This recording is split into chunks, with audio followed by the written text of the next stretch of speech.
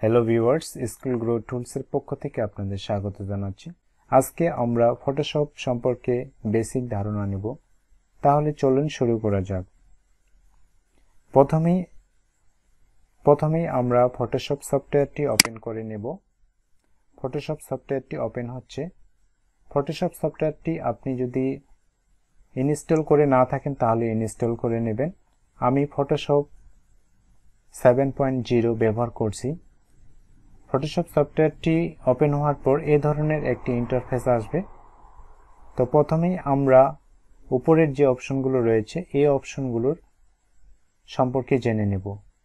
উপরে যে অপশনগুলো দেখা যাচ্ছে এগুলো হচ্ছে মেনু বার, এবং নিচে যে অপশনগুলো রয়েছে এগুলো হচ্ছে একটি টুলসের সাব মেনু, এবং এখানে যে অপশনগুলো রয়েছে এগুলোকে বলা হয় টুল প্যানেল। এটা হচ্ছে সম্পূর্ণ টুল প্যানেল বা টুল বক্স, এবং ডান পাশে যে অপশনগুলো রয়েছে এগুলো হচ্ছে প্লেট অথবা টুল প্যানেল বলা হয়। আমরা প্রথমে এই যে সাব মেনু, এটা যদি আমরা এই টুলসে ক্লিক করি তাহলে এই টুলসের যে অপশনগুলো রয়েছে এখানে সেটা শো করতেছে। এখন আমরা যদি মুভ টুলে ক্লিক করি তাহলে মুভ টুলের যে সাব মেনু রয়েছে এগুলো এখানে শো করতেছে। এই টুলসগুলো দিয়েই আমরা ফটোশপের বিভিন্ন ধরনের কাজ করে থাকি। এই টুলসগুলো সম্পর্কে আমরা আরেকটু বিস্তারিত জেনে নিই। আমরা যদি প্রথম টুলসটির এখানে মাউস নিয়ে যাই তাহলে দেখা যাচ্ছে যে এটার নাম কি, রেক্ট্যাঙ্গুলার মার্কিং টুল, এবং এটার ডান বাটন ক্লিক করলে দেখা যাচ্ছে এর ভিতরে আরো অনেকগুলো টুলস রয়েছে যেগুলো দিয়ে বিভিন্ন ধরনের কাজ করে থাকব। এরপরে আপনি যদি নিচে যান, নিচে দেখা যাচ্ছে লেসো টুল, পলিগন টুল, ম্যাজিক টুল, বিভিন্ন ধরনের টুলস রয়েছে। এটা হচ্ছে ম্যাজিক টুলস, এটা হচ্ছে ক্রপ টুলস। আমরা যদি কার্সর নিয়ে যাই টুলসের উপরে তাহলে তার নামটি শো করতেছে। তো এগুলো হচ্ছে প্রত্যেকটি এক একটি টুলস যা বিভিন্ন ধরনের কাজ আমরা করে থাকবো। এই ফটোশপে বিভিন্ন ধরনের কাজ করা হয়, এই টুলসগুলো দিয়ে ফটোশপের বিভিন্ন ধরনের কাজ করা হয়। তো প্রথমেই আমরা এখন একটি নিউ ডকুমেন্ট নিব। নিউ ডকুমেন্ট নেওয়ার জন্য আমাদেরকে ফাইলে যেতে হবে, ফাইলে ক্লিক করব, ফাইলে ক্লিক করার পর নিউয়ে ক্লিক করব। নিউয়ে ক্লিক করার পর এখান থেকে আমরা ডকুমেন্টের নাম দিতে পারবো, এবং এখানে ইমেজ সাইজ আমরা দিতে পারবো, এখানে A4 দিতে পারবো, লেটার দিতে পারবো, লিগ্যাল পেপার রয়েছে, এবং অন্যান্য যে সাইজ রয়েছে আপনার যে সাইজটা প্রয়োজন সেই সাইজটা আপনি দিয়ে নেবেন। এখানে আমি A4 সাইজ ব্যবহার করব। A4 সাইজ নিলাম এবং ওয়েট দিলাম 210 mm।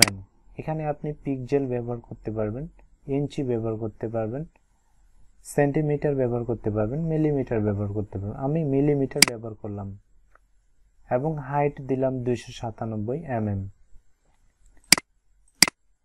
এরপরে রেজুলেশন দিলাম 300, এটাকে ইঞ্চি করে দিবেন। মোড দিলাম RGB কালার, অবশ্যই RGB কালার দিবেন। কন্টেন্টস দিবেন হোয়াইট। এরপরে আমি ওকে দিলাম। ওকে দেওয়ার পর এখানে একটি নিউ ডকুমেন্ট ক্রিয়েট হয়ে গেল। এরপরে আমরা ফটোশপে একটি ছবি নিয়ে আসব। তো ছবি নিয়ে আসার জন্য ফাইলে ক্লিক করব, ফাইলে ক্লিক করার পর ওপেনে ক্লিক করব। ওপেনে ক্লিক করার পর আপনার যে ফোল্ডারে ছবি রয়েছে সেই ফোল্ডারে যাওয়ার পর আপনি ছবিটির উপরে ক্লিক করে ওপেন করবেন। তাহলে আপনি ফটোশপে আমরা ছবিটি নিয়ে আসলাম।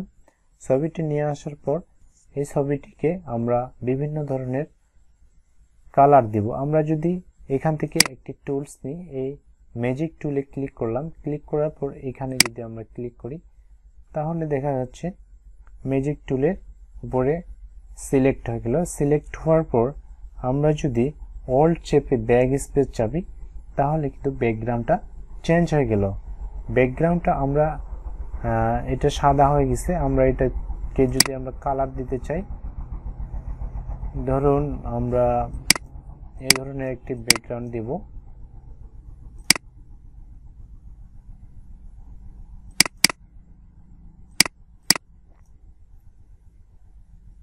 ওকে দিলাম।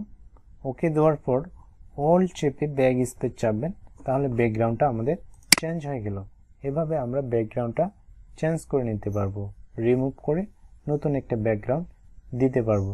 তারপর আমরা যদি চাই এই ছবিটিকে কি করব, সেভ করব। সেভ করার জন্য ফাইলে যেতে হবে, ফাইল থেকে সেভ অথবা সেভ এস করে আমরা এটাকে সেভ করে নিতে পারবো। সেভ করে নেবেন, আপনি এখানে নাম দিবেন, ফাইলের নাম, আমি ফাইলের নাম দিলাম এবং এটাকে সেভ করে নিলাম। ফাইলে সেভ হয়ে গেল। এখন আমি যদি মুভ টুলে ক্লিক করি, মুভ টুলে ক্লিক করার পর এই ছবিটিকে আমি ডকুমেন্টে নেব। তাহলে এই ছবিটির উপরে ক্লিক করে এটাকে চেপে ধরে ড্রাগ করে নতুন ডকুমেন্টে নিয়ে আসব এবং কিবোর্ডের অল্ট চেপে ধরে আপনি এটাকে ডুপ্লিকেট করতে পারবেন। আমি এটাকে ডুপ্লিকেট করে নিচ্ছি, ডুপ্লিকেট করে নিলাম। এরপরে এটাকে যদি আমি প্রিন্ট করতে চাই তাহলে কি করতে হবে, প্রথমে ফাইলে যেতে হবে। ফাইলে যাওয়ার পর আপনি প্রিন্ট প্রিভিউতে ক্লিক করবেন। প্রিন্ট প্রিভিউতে ক্লিক করার পর পেজ সেটআপ করে নেবেন। পেজ সেটআপে ক্লিক করবেন।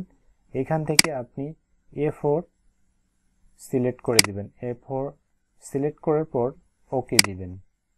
ওকে দেওয়ার পর প্রিন্টে ক্লিক করবেন। প্রিন্টে ক্লিক করার পর প্রসেস, তারপর এখান থেকে আপনি আপনার প্রিন্টার সিলেক্ট করে দিবেন। ক্যানন হতে পারে ইপসন, আমি ইপসনে প্রিন্ট করব, এই জন্য ইপসন সিলেক্ট করলাম। তারপরে যাবেন প্রপার্টিজ, প্রপার্টিজ থেকে এখান থেকে পেপার টাইপ, পেপার টাইপ আপনি দিবেন ইপসন প্রিমিয়াম গ্লোসি। আপনার যদি ক্যানন হয় তাহলে এখানে আপনি ক্যানন প্রিমিয়াম গ্লোসি থাকবে অপশন, সেই অপশনটি আপনি দিবেন। তারপরে এখানে স্ট্যান্ডার্ড আপনি স্ট্যান্ডার্ড রাখতে পারেন, হাই দিতে পারেন। স্ট্যান্ডার্ড রাখলাম, কালার যা আছে তাই, কপি 1 এবং ওকে দিলাম। ওকে দেওয়ার পর প্রিন্টারের জন্য রেডি, সেটিং রেডি। এবং এখানে আমি যদি ওকে করি, ওকে করার পরে আমার ছবিটা প্রিন্ট হয়ে আসবে। তো এটি হচ্ছে প্রিন্ট অপশন। এরপরে আমরা এই ছবিটির উপরে ক্লিক করলাম, ক্লিক করার পর এডিট অপশনে যদি যাই, এডিট অপশনে এখানে কপি, কাট, এখানে স্ট্রোক অপশনগুলো হাইড হয়ে রয়েছে, কারণ এটার আরও কাজ রয়েছে। এবং ইমেজে যদি যাই, ইমেজে যাওয়ার পর এখানে অ্যাডজাস্টমেন্টে যাই এবং আমরা যদি কার্ভস করি, কার্ভস করার পর এটাকে যদি আমরা একটু নিচে নামিয়ে দিই তাহলে ছবিটি কালো হয়ে যাচ্ছে। আবার এটাকে যদি আমরা উপরে ওঠা দিই তাহলে ছবিটি একটু সাদা হয়ে যাচ্ছে। এই ধরনের আমরা বিভিন্ন ব্যাকগ্রাউন্ড, বিভিন্ন ধরনের কালার আমরা এই ইমেজের অ্যাডজাস্টের মাধ্যমে দিতে পারবো। তো এইখান থেকে আবার অ্যাডজাস্টমেন্টে গিয়ে বিভিন্ন ধরনের অপশন রয়েছে, এই অপশনগুলো আমরা ধারাবাহিকভাবে প্রত্যেকটি কাজ করে দেখব। আজকে জাস্ট আমি বেসিক আলোচনা করতেছি। এখানে লেয়ার, সিলেক্ট, ফিল্টার এবং উইন্ডোজে কিছু কাজ রয়েছে। মনে করেন আমাদের যে ডান পাশে প্যানেলগুলো রয়েছে, এটা যদি আমাদের কাজ করতে করতে ক্রস হয়ে গেল, ক্রস হলে তাহলে আপনি উইন্ডোজে যাবেন। উইন্ডোজে যাওয়ার পর এখান থেকে নেভিগেটর, এই যে আমাদের এই অপশনটি চলে আসলো। এখান থেকে যদি কোনো কারণে ক্রস হয়ে যায় তাহলে আপনি উইন্ডোজে গিয়ে এখান থেকে নিয়ে আসতে পারবেন। এখানে যতগুলো টিক মার্ক রয়েছে প্রত্যেকটি প্যানেল এখানে শো করতেছে। তো এই ছিল ফটোশপের বেসিক ধারণা। আমরা এরপরে ধারাবাহিকভাবে আরও বিস্তারিত জানব ফটোশপ সম্পর্কে। আপনি ভিডিওটি ভালোভাবে দেখুন, বেশি বেশি প্র্যাকটিস করুন এবং ফটোশপ শিখুন। নতুন নতুন ভিডিও পেতে আমাদের এই চ্যানেলটিকে সাবস্ক্রাইব করুন। ধন্যবাদ।